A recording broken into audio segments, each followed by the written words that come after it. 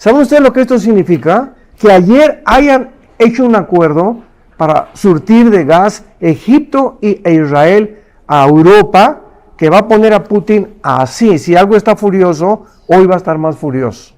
Es como un león en una cueva herido que quiere realmente volver a levantar la antigua Unión Soviética, y lo va a hacer a como dé lugar bíblicamente, porque está escrito estas cosas. Entonces todo esto va a acelerar como no nos imaginamos los acontecimientos.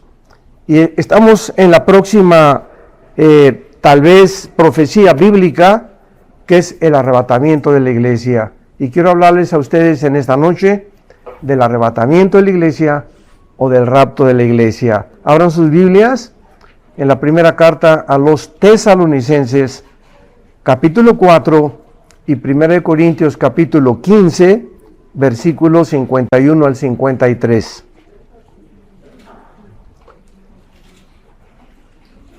Dice así la primera carta a los Tesalonicenses, capítulo 4, versículo 13 al versículo 18.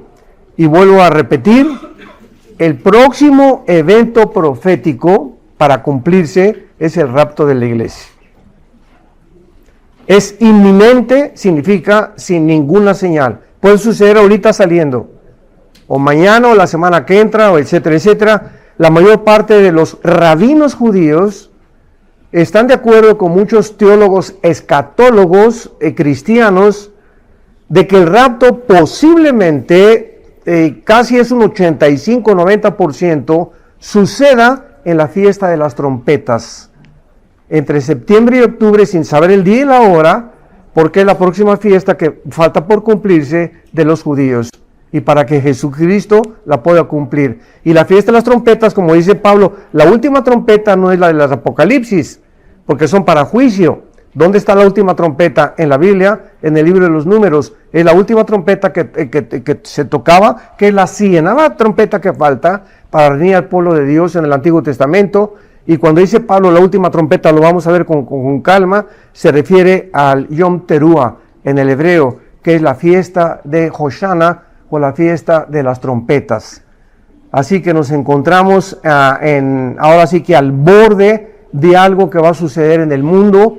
Vamos a desaparecer millones de cristianos. De repente se va a quedar tu ropa, tu anillo, tus guaraches, todo lo que tengamos, y el mundo va a ser un caos, principalmente en América, porque en Europa va a ser un acontecimiento que no les interese, porque el 0.02% en Europa son cristianos.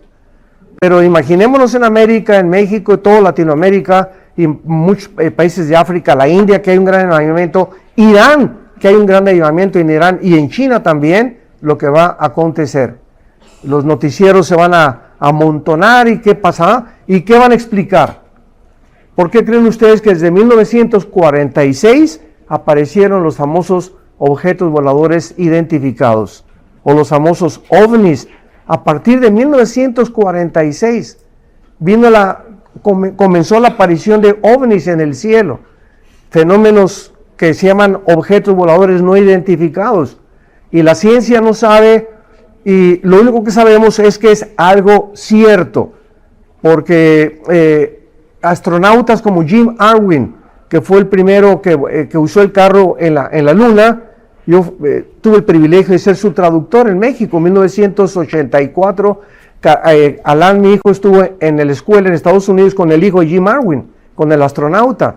Y él era un hombre que investigó lo de las Montes Ararat, lo de la Arca de Noé, y él investigó lo del ovni. Y él dijo, es que yo cuando fui a la luna y regresé, se convirtió de regreso al ver las maravillas de la creación. Él ya sabía de la Biblia. Pero él fue testigo de fenómenos que pasaron enfrente de su nave espacial, donde dice que era una fuerza más grande que el Mach 3 o el Mach 4 de la velocidad del sonido. Y dice esto, ni siquiera Rusia en aquel tiempo, en los 80s, 90s, tenían este tipo de naves.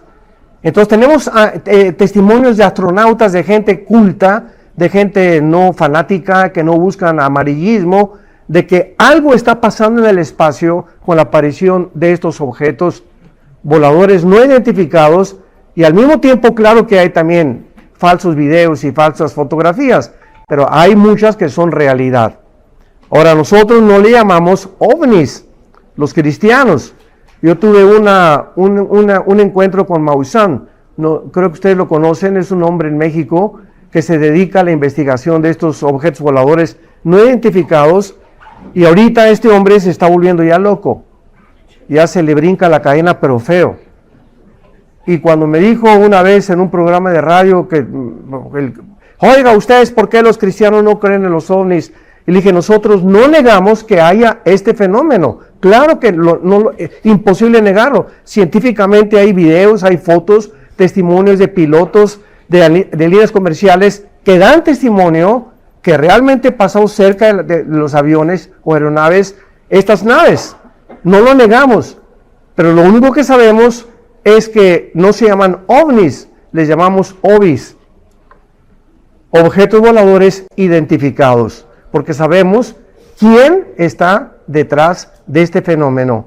Y la respuesta es la materialización de la energía satánica. Si tú no conoces la Biblia y no conoces de lo que es capaz Satanás, como cuando se acercó a el faraón, ¿se acuerdan? En Éxodo capítulo 7, Moisés y Aarón, tenía una vara y la aventó al suelo Moisés y se convirtió en una serpiente.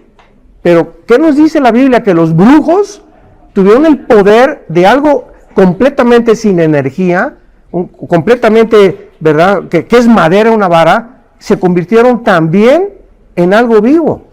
Satanás tiene el poder de materializar y darle vida a muchas cosas.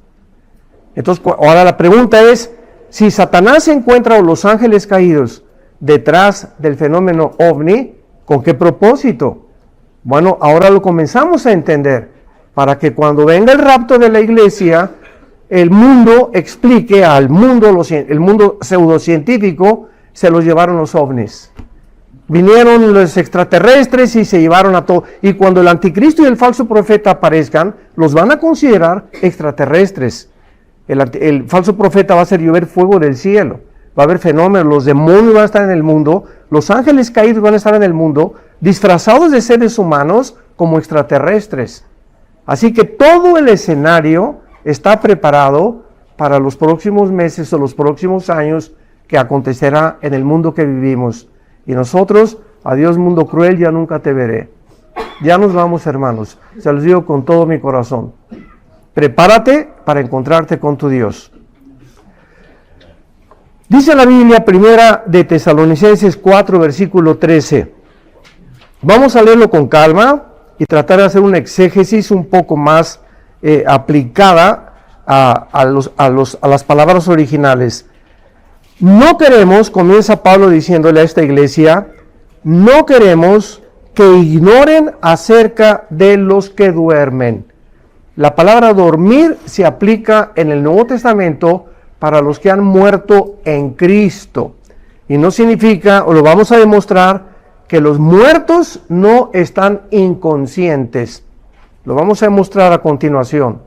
Entonces, Pablo no quiere que nosotros ignoramos qué sucede a la hora de morir. ¿Quién podría explicarnos qué es la muerte? Nadie.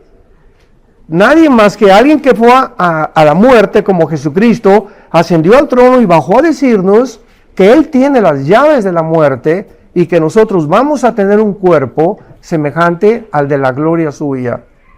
Entonces, Jesucristo es el único personaje en la historia. Buda no resucitó, Mahoma no resucitó, Confucio no resucitó, ningún líder sagrado, ninguna religión se ha atrevido a decir, yo soy la resurrección y la vida. Entonces, Cristo es el que nos da el testimonio de que Él puede decirnos qué es la muerte. Y en la Biblia encontramos detalles, como lo vamos a ver, pero increíblemente pequeños, que nos determinan y nos dicen con una seguridad absoluta qué es la muerte. Entonces la Biblia no quiere, Dios no quiere que tú sepas que cuando se murió tu papá, se murió tu mamá, está bien que le lloremos, 15 días, un mes, 2 meses, ¿no? Pero no como nuestros abuelos que se vestían de negro y a los 3 o 4 años le preguntábamos, oye abuelita, ¿por qué estás de negro? Estamos de luto. un luto inexistente, un luto pagano, un luto que el cristiano no puede llevar. Es una mezcla de tristeza, pero al mismo tiempo, cuando alguien se muere en nuestra familia, y si es cristiano, nos consuela saber que se encuentran en un lugar mucho mejor que nosotros. Nos consuela, nos lleva de paz, saber que partieron y están en casa con el Señor. Así que esto es lo que la Biblia y Pablo quiere comunicarle a esta iglesia. No quiero que ignoren acerca de los que han abandonado este mundo. Y vamos a ver a continuación qué dice. Para que no se entristezcan como los otros que no tienen esperanza.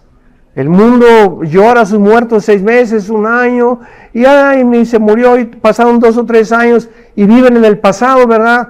Qué triste que una persona de 55, 60, 70 años de edad, la tendencia de los no cristianos es, ay, lo que no hice, y cuando vivía con mi chaparrita, y cuando tenía mi caballo, y siempre regresando al pasado. Y nosotros como cristianos siempre debemos proyectarnos hacia el futuro. Y el pasado ya no existe. Lo que hiciste en los 70s, en los 80s, en los 90s, ya no lo vas a volver a revivir. Tenemos que vivir el presente y continuar viviendo para el futuro. El pasado no puede ser una carga en el presente para impedirte que te proyectes al futuro. Ten mucho cuidado en la forma en la que tú ves y la perspectiva de la vida. Para que no nos entristezcamos como los que no tienen esperanza. Porque si creemos, ahí está el sí condicional, si creemos que Jesús murió y resucitó, así también, vean lo que dice, traerá Dios con Jesús, cuando Jesús venga en el rapto con nosotros, va a traer ¿a quiénes? Subráyalo, a los que durmieron en Él. Desde Pentecostés a nuestros días. En el Antiguo Testamento, la iglesia no existía y los que murieron en el Antiguo Testamento no estaban en Cristo. No había sido formado el cuerpo de Cristo.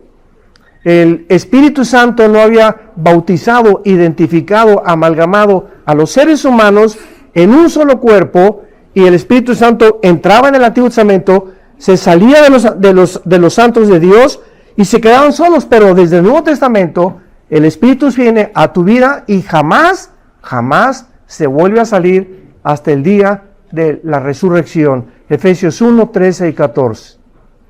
Hasta el día de la glorificación de nuestro cuerpo. Si creemos que Jesús murió, traerá a Jesús a los que durmieron en Él. Esto nos implica claramente, ¿verdad?, que los muertos ya están con Jesús y no están en el cementerio. Un cristiano nunca regresa al cementerio a llevarle flores a su difunto. Nunca. Hay un chiste mexicano que dice que celebramos en México, creo que en otros países también, el famoso Día de Muertos. Y es un día que se acostumbra en que todos van al cementerio y unos le llevan comida a los muertos y otros flores. Y entonces llegó, así le llamamos, ¿verdad?, la señora Pompidou, una señora muy elegantemente vestida con un ramo de flores, y pasó cerca de la India María, que tenía una olla de mole. Y entonces pasó la señora Pompidou y le dice a la India María: India bruta, ¿cuándo crees que tu muertito se va a tragar ese mole que le trajiste? Y le contestó la India María: ¿cuándo venga el suyo por las flores? O sea, tanto los muy cultos o muy ricos como los muy pobres, ¿verdad? Es un paganismo impresionante. El paganismo gobierna todas las clases sociales. ¿Pero por qué? Porque no tienen esperanza o van y le lloran y se hincan ahí y ya no hay nada ahí. Están los puros gusanos. Así que el cristiano ya no regresa al cementerio, ya tu pariente está con Dios en el cielo o en el infierno. No lo sabemos, pero no están ya jamás en el cementerio. Y rápidamente me han preguntado qué es bueno cuando una persona se muere, la cremación o enterrarlo. En el Antiguo Testamento se prohibía la cremación para guardar a los reyes, a los difuntos, a los emperadores, etcétera, etcétera. Bajo el Nuevo Testamento Jesucristo dijo en Mateo 10, no tengan miedo al que destruye el cuerpo, sino al que destruye el alma en el infierno. Entonces, todo esto de los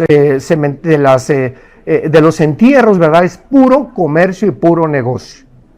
Y no hay cosa más horrible, ¿verdad?, que estar ahí en la capilla ardiente y una cola de gente esperando darte el pésame. Y lo siento, Panchita, y la siento, Panchita, queremos estar solos con la pura familia, y si lo pueden cremar a mi mamá que murió hace el año pasado, la cremamos. Y ella nos los dijo, quiero que me cremen. Entonces, ahora, si no te parece, no hay ningún problema. Y si lo quieres enterrar y quieres traer el castillo de Chapultepec y mariachis, tampoco hay ningún problema. Cada quien esté convencido en su mente, pero no juzguemos a los que creman, ni juzguemos a los que los entierran. Lo que tú sientas en tu corazón hacer con la persona que se ha muerto. Muy bien. Y ahora dice el versículo 15, por lo cual les decimos esto en palabra del Señor, que nosotros que vivimos, que habremos quedado hasta la venida del Señor, no precederemos a los que murieron o a los que durmieron, porque el Señor mismo, el mismo Jesús, con voz de mando, con voz de arcángel y con trompeta de Dios, descenderá del cielo, y los muertos en Cristo, otra vez, solo los muertos los que han muerto en Cristo, los que formamos parte de la iglesia. Esto es muy importante. Resucitarán primero. Luego nosotros, los que vivimos, los que hayamos quedado, seremos, ahí está, arrebatados. Esta palabra puntal es la palabra griega arpazo, como suena con Z, arpazo, como el arpazo de un león o de un tigre. Y significa ser arrebatado o quitado súbitamente. Es como cuando alguien secuestra a alguien, te agarran y te jalan, es lo que significa arpazo, ser quitado del medio con una rapidez impresionante y ser así como el tigre llega y de un arpazo agarra y mata a una persona o a un animal, así vendrá Jesús y ¡pum!, de repente desapareceremos del mundo. Entonces, cuando venga Cristo, vean ustedes que Él dice el versículo 17, luego los que hayamos quedado seremos arrebatados con ellos en las nubes para recibir al Señor en el aire. En la segunda venida de Cristo, Él viene, Zacarías 14, del 1 al 4, a poner sus pies en el monte de los olivos. En la segunda venida de Cristo, el sol se oscurecerá, la luna se pondrá como de sangre, se oscurecerán, habrá fenómenos cósmicos y vendrá con nosotros. En el rapto viene por nosotros y en la segunda venida viene con nosotros, 7 años después de la tribulación o de la semana 70 de Daniel. Porque hay mucha confusión en que el rapto y la segunda venida es lo mismo, por una falta de exégesis clara de las Sagradas Escrituras.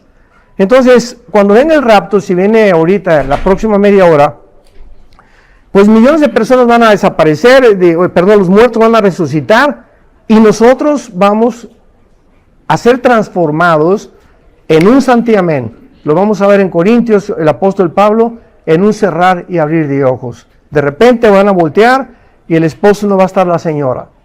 O tú vas a voltear y no va a estar tu esposo. O muchos hijos van a ver y no van a estar sus padres. O muchos padres van a voltear a buscar a sus hijos y no van a estar sus hijos. Porque los que se queden serán los no salvos. Millones de niños desaparecerán de los cuneros, de los hospitales. Todos los niños se irán y desaparecerán, menores de edad, se irán en el arrebatamiento. Cristianos y no cristianos.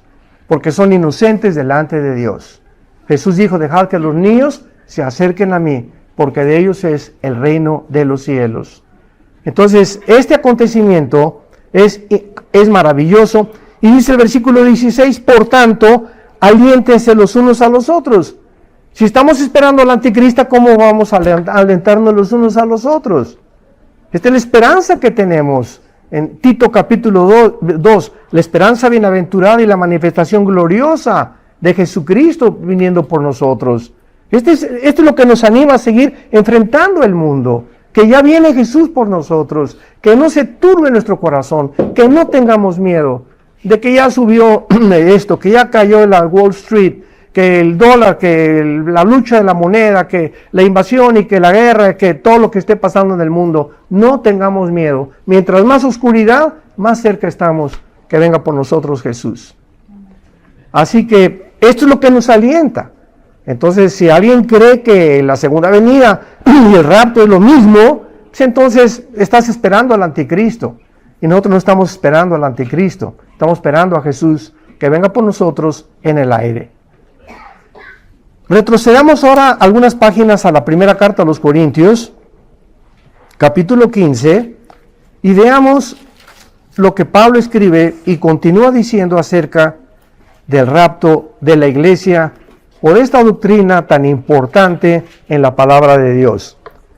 1 Corintios 15, 51 al 53. He aquí, les digo un misterio. Esta doctrina, esta revelación del rapto, era un misterio y no se encuentra en el Antiguo Testamento, ni tampoco en los 4 evangelios de Jesús. No se encuentra porque fue algo que hasta el Nuevo Testamento Dios le revela solamente a Pablo, ni a Juan, ni a Pedro, ni a Santiago, ni a ningún otro apóstol. A Dios le agradó que esta doctrina se la revelara a Pablo y Pablo nos la escribiera y la detallara con la forma como lo estamos analizando. Les digo un misterio. ¿Cuál es ese misterio que Pablo nos va a revelar? Que no todos dormiremos. O sea, que habrá una generación de cristianos que no vamos a morir. No todos los cristianos vamos a gustar atravesar el túnel de la muerte. Qué bendición, ¿verdad? Qué bendición que podamos ser nosotros esa generación. Uy, hasta me pone la piel chinita. No todos vamos a dormir. Esto es algo que no sabían en el Antiguo Testamento. Pero todos seremos transformados. En un momento, en un abrir y cerrar de ojos, a la final trompeta, porque se tocará la trompeta y los muertos serán resucitados incorruptibles y nosotros seremos transformados. Todas las resurrecciones de la Biblia son de personas que murieron y volvieron otra vez, murieron, pero regresaron a sus cuerpos, como Lázaro. Lázaro murió, Juan capítulo 11, y Juan ya tenía 3 días que apestaba, hedía. La circulación de la sangre ya no la tenía Lázaro. Todo su sistema celular se comenzó a descomponer. Imaginemos el cerebro sin oxígeno, más de 5 o 10 minutos. Tenía 3 días Lázaro, que ya todo su sistema, ¿verdad? Su anatomía, todo estaba completamente ya desintegrándose, ya hedía. Y de repente Jesús se acerca a la tumba y le dice: Lázaro, ven fuera. Vean lo que sucedió. Ayer vimos que somos espíritu, alma y cuerpo. Ok, Lázaro muere y en Santiago, en el libro de Santiago dice la Biblia, que el cuerpo sin el espíritu está muerto. Entonces el espíritu de Lázaro salió, pero cuando salió y se comenzó a descomponer el cuerpo, el espíritu es el que da vida. Entonces el espíritu de Lázaro no sabemos dónde anduvo esos 3 días, pero cuando Jesús dijo: Lázaro, ven fuera, le estaba hablando al espíritu, no a su alma. Y el espíritu regresa otra vez al cuerpo de Lázaro, entra el espíritu dentro del cuerpo de Lázaro y comienza a regenerar sus células, a volver la circulación de la sangre, a reestructurar sus neuronas cerebrales, a hacer que su corazón vuelva a palpitar por la palabra de Dios. Y antiguamente, cuando enterraban a los muertos, los enterraban amarrados, o sea, los vendaban completamente, y Lázaro, ¿verdad?, así salió de la tumba. Y es interesante que cuando salió Lázaro así de la tumba, Jesús no dijo que se caigan las vendas, sino que dijo: quítenle las vendas. ¿Por qué? Porque Cristo da la vida y quitarle las vendas es el discipulado. Cuando nosotros nacimos de nuevo, así nacimos. De nuestra antigua vida, ¿verdad? Veníamos ciegos, débiles, incapaces de hacer nada sin Jesucristo. ¿Y qué es el discipulado y el cristianismo? Que las vendas que poco a poco, a través de los maestros, de las conferencias, de los estudios bíblicos, sin que te des cuenta, te estás desenvolviendo. Hasta que eres libre completamente y ya tienes una vida cristiana victoriosa.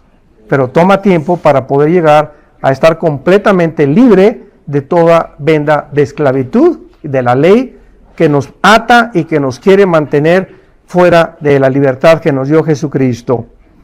En un momento, en un abrir y cerrar de ojos, se tocará la trompeta, los muertos serán resucitados incorruptibles, o sea, ya nuestro cuerpo no estará sujeto al deterioro celular ni a la muerte y seremos transformados. Porque es necesario que esto corruptible, o sea, el cuerpo que tenemos ahorita, se vista de incorrupción y esto mortal se vista de inmortalidad. ¿No se han preguntado por qué? Porque no podemos entrar a la dimensión espiritual del cielo con un cuerpo como el que tú tienes y yo tengo. La sangre y la carne no pueden heredar la incorrupción. Entonces nuestro cuerpo era necesario que se transformara para que pudiéramos entrar a la presencia de Dios con cuerpos completamente regenerados. No podemos entrar con el pecado tampoco entre nosotros, por lo cual era necesario que fuéramos transformados a través de una resurrección de entre los muertos. Muy bien, ahora vamos a continuación a demostrar con la Biblia que las personas que mueren, como hay una secta que sigue los testigos de Jehová, que dicen que están dormidos, y otros que están inconscientes. Pero la Biblia da muchísimos ejemplos, 2 o 3 ejemplos, de los muertos que han pasado la otra vida y están en plena conciencia de sus facultades mentales. Ahora fíjense en esto. Los pensamientos, dice la Biblia, no están en el cerebro.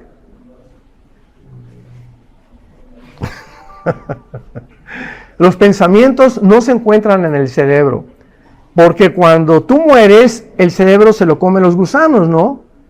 Entonces, ¿cómo es posible que después de la muerte sigas pensando quién eres? Son preguntas bien importantes que tenemos que hacer. Entonces, si en la otra vida, como la Biblia nos muestra, se acuerdan, tienen memoria, etcétera, etcétera, los muertos, como cuando restó Elías Elías y Moisés murió, pero Elías fue sacado de su cuerpo. Es un tipo de arrebatamiento, una representación, y tenían completamente conciencia de todo. ¿Cómo es posible, verdad, que podamos decir que los pensamientos forman parte? El cerebro es como el hígado, que solamente fue diseñado por Dios para tener objetos biliares y el estómago, ¿verdad? Todo lo que segrega y todo lo que los todos los órganos que tenemos dentro de nosotros no son los que realmente están involucrados en el mundo espiritual. Entonces, el cerebro es un órgano nada más, pero todos los sueños, los pensamientos y todo eso no se encuentra en el cerebro. Y es la lucha de la neurología tratando de localizar en qué parte del cerebro se encuentra esto, en qué parte del cerebro se encuentra otro, y es el sueño ahorita de este famoso Elon Musk, el dueño de Tesla, que quiere comprar Twitter, o no sé si ya lo compró, pero que ya tiene varias acciones, las quiere quitar a Twitter, y lo que él quiere hacer, ¿qué cosa es? ¿Sabían ustedes lo que él quiere hacer? Comenzar a fabricar robots, meter chips en los seres humanos para que te puedan suprimir la envidia, la avaricia, el dolor, etcétera, etcétera, y crear una super raza, se llama transhumanismo. Entonces, ¿por qué? Por la ignorancia de lo que la Biblia dice, de qué elementos estamos formados. Veamos en primer lugar en el libro del Génesis 35. Génesis 35, dejemos que la Biblia hable. Génesis 35, versículo 18. y 29. Aconteció que al salírsele el alma, a los que traigan su Biblia, pongan ahí arriba de alma la palabra nepesh, como suena, nepesh con SH, como suena, que es la palabra del hebreo para alma. Desgraciadamente, la nueva versión internacional de la Biblia, que no recomiendo a nadie, la nueva versión internacional de New International Version, le puso aquí en lugar alma, suspiro. Aconteció que al suspirar, qué traducción más espantosa, ¿verdad? Porque suprimen el alma. Y suspiro es... O sea, sucedió que cuando hizo esto, bueno, pues un suspiro, pero el suspiro no tiene ninguna entidad para poder ser descrita como algo que está vivo. Y la palabra aquí es nepesh, que es el alma. Al salirse el alma, pues murió, llamó su nombre Benoni, mas su padre lo llamó Benjamín. Versículo 29.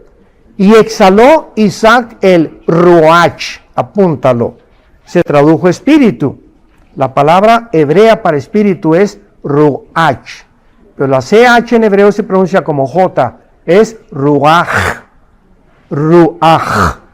como J, y murió, y fue recogido a su pueblo, viejo y lleno de días, y lo sepultaron Esaú y Jacob sus hijos. En el Nuevo Testamento, otra cosa que es importantísima es la siguiente, que el alma y el espíritu son dos cosas diferentes. Porque hay muchas organizaciones cristianas que enseñan una dicotomía, que el alma y el espíritu es lo mismo y que se usan intercambiablemente con el cuerpo. Pero las mismas palabras, las mismas raíces de las palabras originales hebreas nos muestran que son dos palabras completamente diferentes. Y el Nuevo Testamento, Hebreos 4:12, porque la palabra de Dios es más filosa que una espada de dos filos, y discierne y penetra hasta partir el alma y el espíritu. O sea, antes de ser cristianos, nuestra alma y nuestro espíritu estaban mezclados, estaban así. Y entonces la comunicación de Dios no podía ser clara a la mente, que es el alma, que es las emociones, los sentimientos, la voluntad, porque estaban mezclados. Entonces la palabra de Dios, cuando recibes a Cristo, algo pasa dentro de tu ser, de mi ser, que la palabra de Dios separa por primera vez en la vida el alma y el espíritu. ¿Por qué? Porque ahora Dios va a tratar directamente con el espíritu, el espíritu le va a comunicar a nuestra mente la información y el alma va a comunicar la información al cuerpo, para que el cuerpo se convierta en el siervo de nuestra mente, porque la mente está renovada por el espíritu. Esto es muy importante también. Qué interesante, ¿verdad? Que antes de ser cristianos, nuestra alma estaba así, mezclada con el espíritu. Y por eso no era ni negro ni blanco, era gris. Teníamos zonas grises, desorientados completamente en cuanto a las cosas espirituales. Pero viene la separación y ahora el espíritu entra a nuestro espíritu, lo hace vivir, se prende el foco y la energía es como cuando conectas el alambre en la electricidad y el cable es el cuerpo y el foco es el alma. La energía es el espíritu, el alambre o el cable es el cuerpo y el alma recibe la energía a través del cuerpo, porque viene la energía desde el contacto y entonces se hace la luz dentro de nosotros y comenzamos a ver la verdad. Somos iluminados sobrenaturalmente por el Espíritu de Dios. Veamos otro ejemplo en el libro de Apocalipsis capítulo 6. Este ejemplo ya es todavía mucho más, nos confirma todo lo que estamos enseñando. Apocalipsis 6. Estamos en el 5º sello, versículo 9 al 11. Aquí la Biblia nos describe un cuadro, una escena de los mártires en el cielo. Y allá están en el cielo ya, los que han muerto por el testimonio y por la palabra de Dios. Y dice así: cuando abrió el 5º sello, vi bajo el altar las almas de los que habían sido muertos por causa de la palabra de Dios y por el testimonio que tenían. Y vean ustedes las acciones en el cielo de estas personas que ya murieron. Allá en el cielo estaban hablando. Podían continuar transmitiendo la voz. Tenían nuevas cuerdas vocales. Diciendo: ¿hasta cuándo, Señor Santo y verdadero, no juzgas y venga nuestra sangre los que moran en la tierra?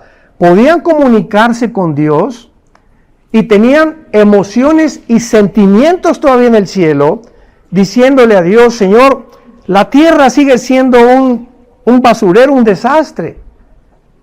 ¿Hasta cuándo vengas la sangre? ¿Hasta cuándo se hace justicia en el mundo? Y aquí no están pidiendo venganza, aquí están pidiendo una justa retribución. Cuando un juez sentencia a Panchito porque ha matado, ha asesinado, lo que sea, y lo manda a la silla eléctrica o le aplica la pena capital o la condena que sea, el Panchito no le puede decir al juez: ¿por qué se vengan ustedes de mí? Panchito, no nos estamos vengando de ti, te estoy aplicando lo que dice la ley. Lo que tú hiciste merece un castigo, y el castigo, aquí está en la ley, son 50 años de prisión. La justicia no se está vengando de nadie, no es venganza, es una justa retribución que recibimos por el daño que hemos ocasionado. Si no hubiera este tipo de justicia, que desgraciadamente que ya casi no existe en el mundo, pues entonces el mundo está de cabeza precisamente por eso. Pero Dios es un Dios justo, que nos da conforme a lo que hemos sembrado y a lo que hemos hecho mientras estábamos en el cuerpo. Entonces, están en el cielo, inquietos, ¿verdad? ¿Cuándo va a terminar todo esto? Y se les dieron vestiduras blancas. Y se les dijo que descansaran todavía un poco de tiempo hasta que se completara el número de sus consiervos y sus hermanos que habían de ser muertos como ellos, o sea, hasta que acabara el anticristo de matar a los 144,000 y los que se conviertan allá. Cuando acabara totalmente ya la muerte de todos los cristianos en la tierra, entonces vendría la segunda venida de Cristo y vendría el juicio de Dios sobre el mundo. Vemos nosotros también en el libro de Lucas capítulo 16, en el Evangelio de Lucas, otro ejemplo de los que murieron y las escenas que la Biblia describe o nos revela, en qué ambiente, de qué forma sienten, tienen memoria, se comunican con Dios, estando separados de su cerebro, porque el cerebro ya se quedó ahí, se lo comieron los gusanos. Entonces vemos de qué forma el alma es, ahora sí, como podemos decir, como la nube, hablando en el lenguaje cibernético, ¿no? Es como la nube, es donde se esconde toda la información de nosotros, y ahí se queda, pero no está en el cerebro, está en la dimensión espiritual. En el capítulo 16 de Lucas está la famosa historia que no es una parábola, porque en las parábolas no se mencionan nombres propios, y aquí se menciona a Abraham, claramente involucrado en la historia que Jesús está relatando. Era un hombre rico, lo voy a hacer corto, se murió un mendigo, ¿verdad? Que también le pedía limosna a las puertas del rico, y cuando mueren los papeles cambian. El que era despreciado en este mundo sube a un nivel, y el otro baja a un nivel inferior al mendigo, que en el mundo era despreciado por todo el mundo y que todos lo despreciaban, por su pobreza, por su actitud, por lo que sea. Muy bien. Desde el tiempo del Antiguo Testamento hasta la cruz de Cristo, esto es importantísimo también, todos los muertos, buenos y malos, justos e incrédulos o condenados, bajaban al centro de la tierra. Antes de la muerte de Cristo en la cruz, nadie subió al cielo, al tercer cielo.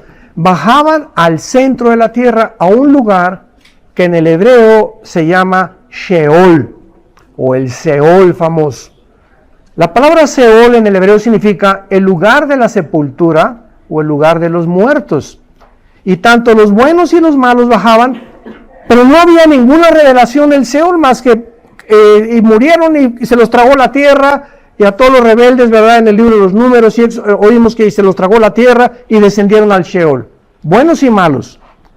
Viene Jesús y nos corre las cortinas con esta historia, y Jesucristo revela que el Sheol era un lugar en el centro de la tierra, pero estaba dividido, y en medio había como una zanja o algo que los separaba de unos de otros.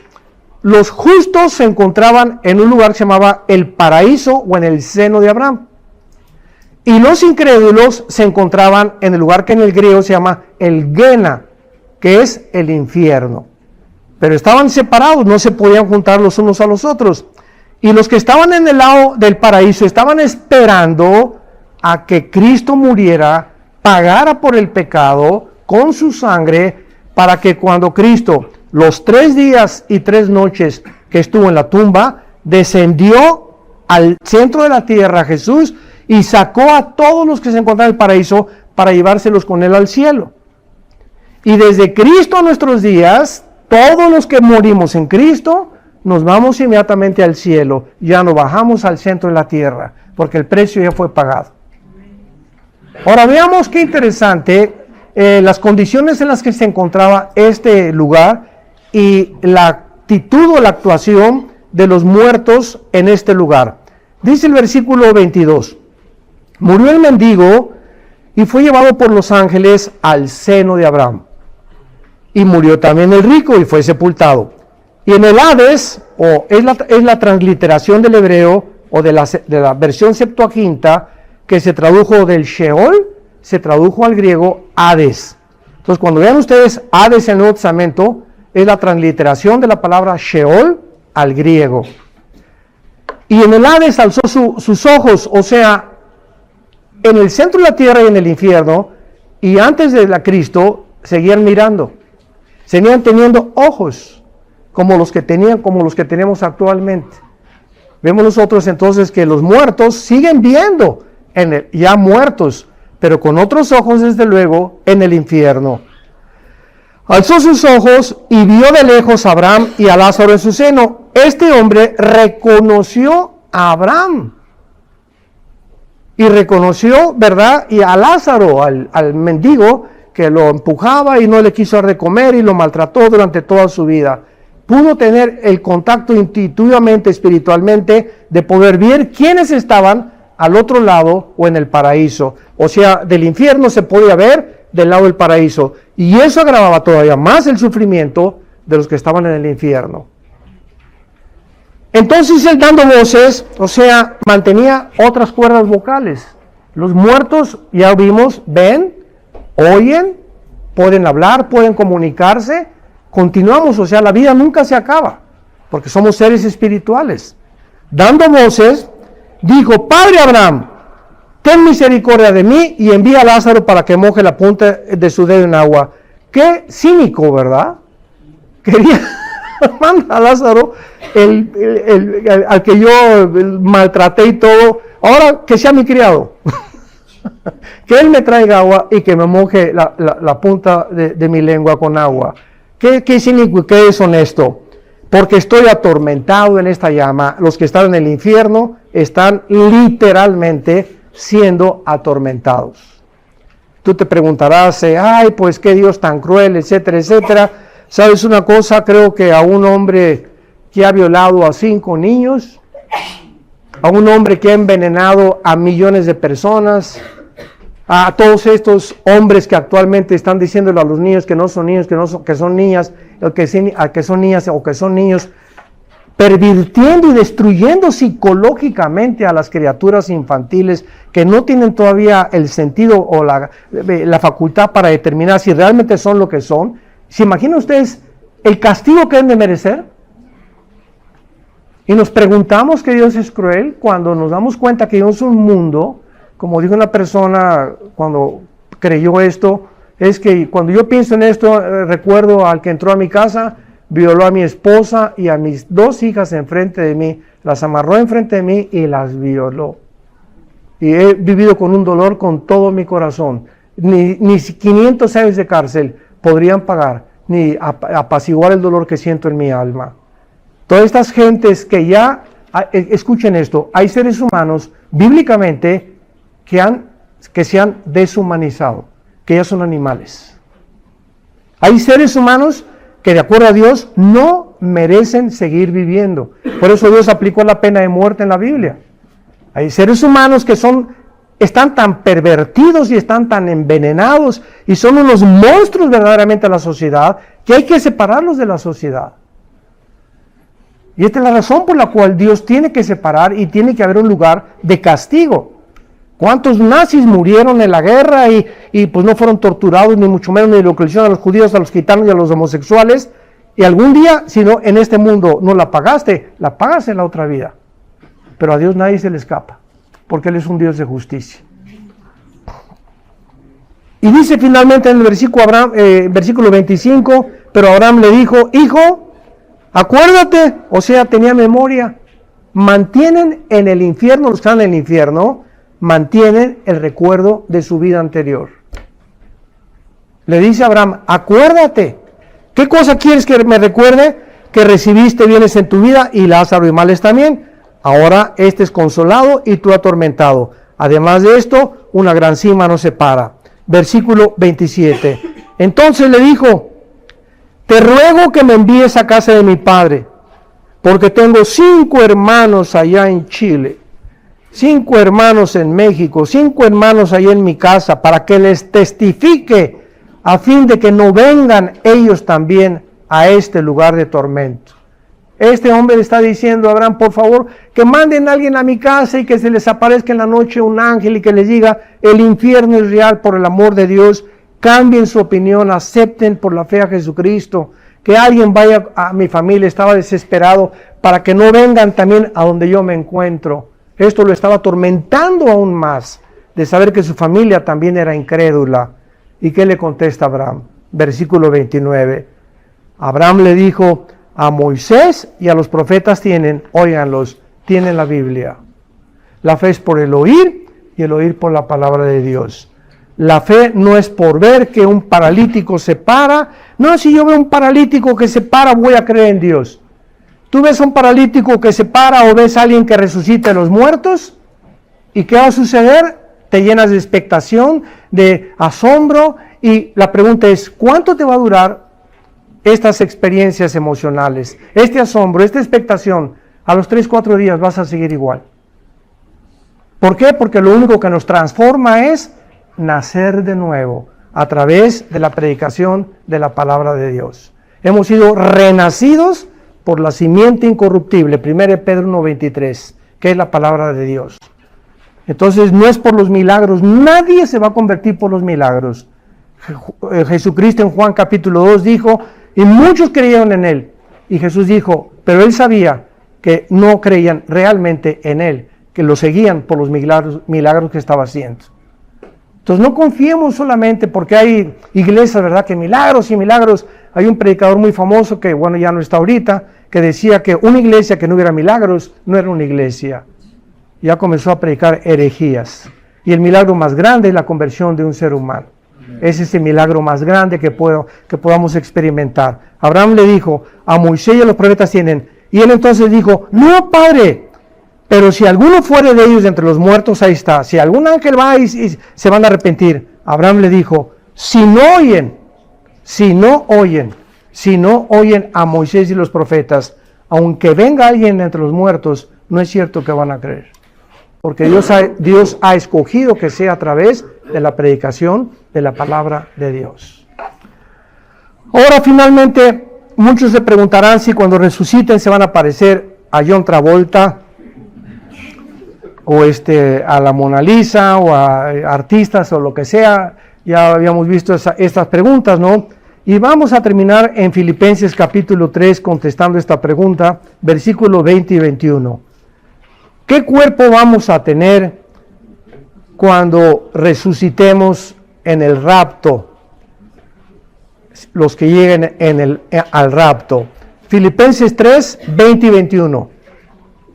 Mas nuestra ciudadanía está en los cielos, de donde también esperamos al Salvador, al Señor Jesucristo, el cual transformará el cuerpo de la humillación nuestra para que sea semejante al cuerpo de la gloria suya. Para que nuestro nuevo cuerpo sea y tenga las mismas características del cuerpo de Cristo cuando Él resucitó. Número 1, cuando Jesucristo estaba en la cruz, los centuriones romanos tenían la orden de asegurarse que los crucificados estuvieran muertos, porque si bajaban a alguien de la cruz que no hubiera estado muerto, los mismos centuriones y los soldados romanos corrían la pena de muerte, los mataban. Tenían que asegurarse que el crucificado tenía que morir. ¿Y qué hacían para asegurarse? Les quebraban las rodillas con una especie como de bate, ¿verdad?, de béisbol, o con un garrote, para que se colgara el cuerpo y el diafragma ya no pudieran respirar y murieran de asfixia. Otros morían desangrados. Pero cuando el centurión romano se acercó con Cristo, estaba escrito que a Cristo no le iban a quebrar los huesos de las rodillas. Era una profecía. Y cuando el centurión romano vio a Jesús que estaba realmente muerto, dijo, por si las flies, ¿verdad?, como decimos, por si las moscas, agarró una lanza y del lado izquierdo a la derecha lo atravesó de lado. Y el apóstol Juan escribe que salió una gota de agua y mezclada con sangre del costado de Cristo. Así lo escribe Juan. Y vi salir una gota de agua de sangre mezclada con Cristo. Y ahora, 2000 años después, la cardiología moderna nos enseña que cuando el agua y la sangre se mezclan, fue por una rotura del pericardio. ¿Qué es el pericardio? Es una capa que envuelve el corazón, y cuando atravesó la lanza ya no había sangre, estaba mezclada ya con el agua. Entonces vemos nosotros que Jesucristo verdaderamente murió, y la pregunta es, ¿de qué murió clínicamente? No fue por asfixia, no fue por desangrado, y lo explica el Salmo 22, 1000 años antes de que Él muriera. La muerte de Cristo, y siempre me deleito haciendo esta pregunta a estudiantes de teología, a pastores, ¿qué ocasionó la muerte de Cristo si no fue la asfixia y el desangramiento? Y el Salmo 22 dice, mi corazón fue como la cera. Cristo, cuando tus pecados y mis pecados fueron puestos sobre su cuerpo, Él no soportó y le explotó el corazón. Murió de dolor. La muerte de Cristo fue ocasionada por el dolor. Fue tan intenso el dolor que Él experimentó en la cruz, cuando su padre se separó de Él y gritó, Dios mío, ¿por qué me has abandonado? Y la respuesta es, a ti no te perdono, hijo, para perdonar a los que te van a seguir.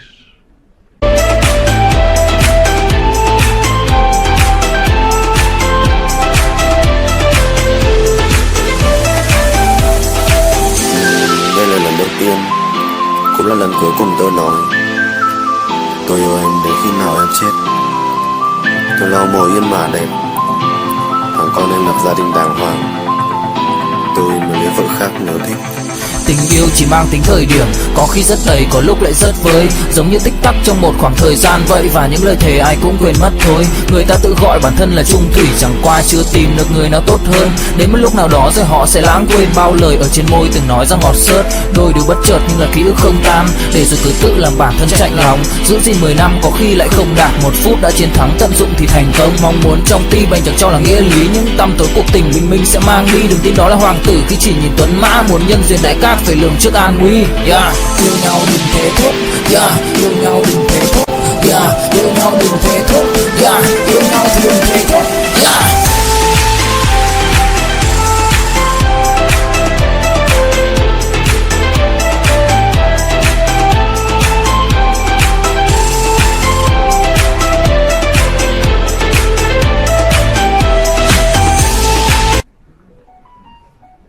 al que no perdonó a su Hijo y nos justifica a nosotros y al Hijo Santo nos da su santidad a nosotros pecadores, es porque de tal manera amó Dios al mundo que nos ha dado a su Hijo Jesucristo, para que cualquiera de ustedes que en Él crea no se pierda, mas tenga la vida eterna. Cuando Cristo resucita, ya no tiene una sola gota de sangre. Se juntan los discípulos en segundo lugar y comienzan a discutir y viene Tomás. Tome y voy. El Dídimo. Yo hasta que no ponga las manos en sus manos y no ponga su mano en su costado, no voy a creer. Y Cristo, segunda característica del cuerpo de Cristo, atraviesa la pared. El cuerpo restaurado de Cristo podía materializarse y desmaterializarse. Esta composición atómica, ¿verdad?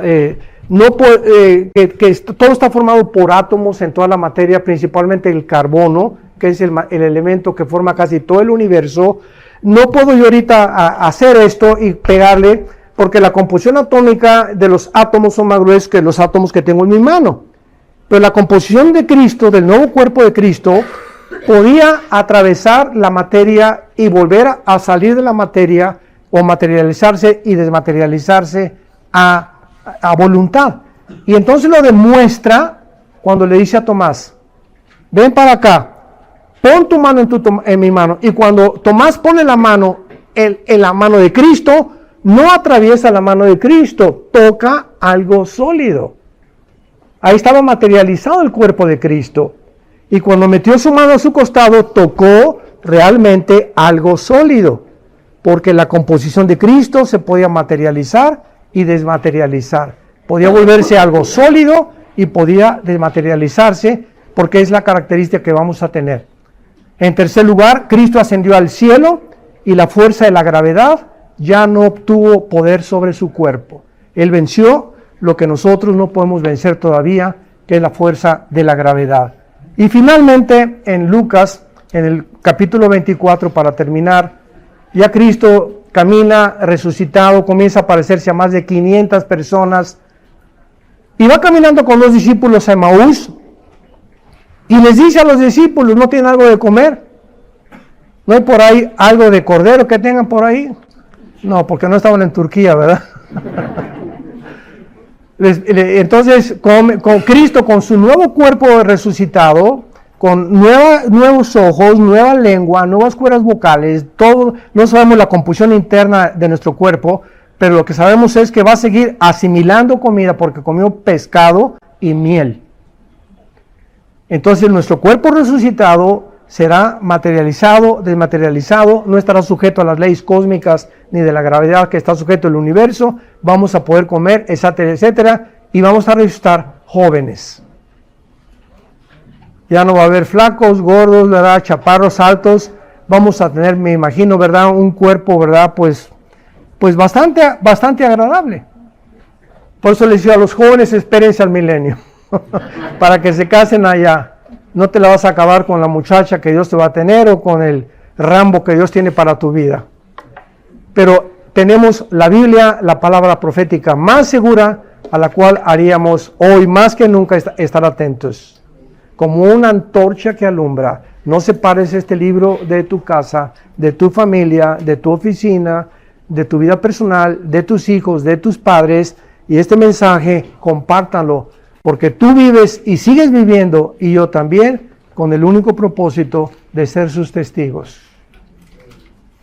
Todo lo que tú hagas en la vida, el dinero, y por acá y por allá, son cosas secundarias. Dale la prioridad, busca primero el reino de Dios. Dale la prioridad a Dios en tu vida, en todas las cosas que hagas. Y deja que Dios te prospere, nos dé lo que necesitamos, porque Él sabe que necesitamos lo que tú piensas que no tienes. Si no lo tienes es porque Él cree que no lo necesitas todavía, o porque te falta madurar para dártelo. Porque hay cristianos que si Dios les diera ahorita más de lo que tienen, los echaría a perder, porque no tienen el carácter para manejar el dinero. Y estas son verdades inexorables de la palabra de Dios. Te damos gracias, Señor, en esta noche por la excelencia de tu palabra. No hay nada torcido ni perverso en ella. Todas ellas son rectas, tus palabras al que entiende, y razonables a los que han alcanzado la sabiduría. Danos un espíritu de sabiduría, revelación, inteligencia, conocimiento, discernimiento de espíritus, Padre, para que podamos comprender la anchura, la altura y la profundidad del amor de Jesús, que sobrepasa todo entendimiento, iluminando nuestras mentes para que comprendamos la esperanza a la que Él nos ha llamado. Fortalecidos interiormente con tu espíritu,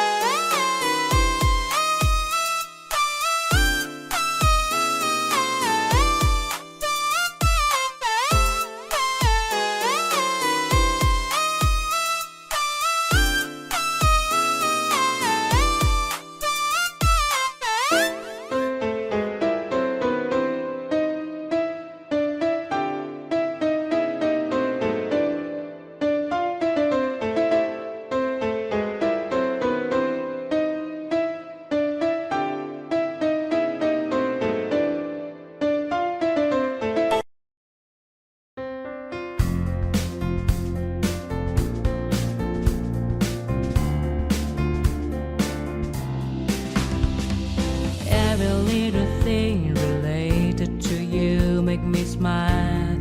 I know you are doing hard work to make things possible. I want to let you know that I am with you, and I will be forever. Every little thing related to you make me smile.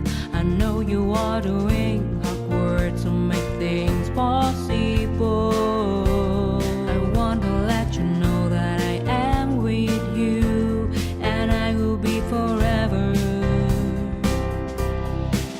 When you talk, I want to listen to you for hours.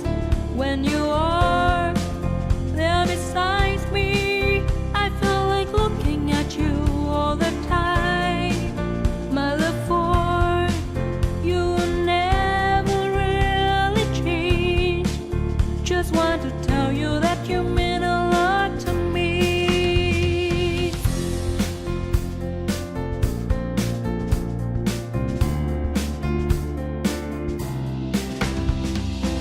Every little thing related to you make me smile. I know you are doing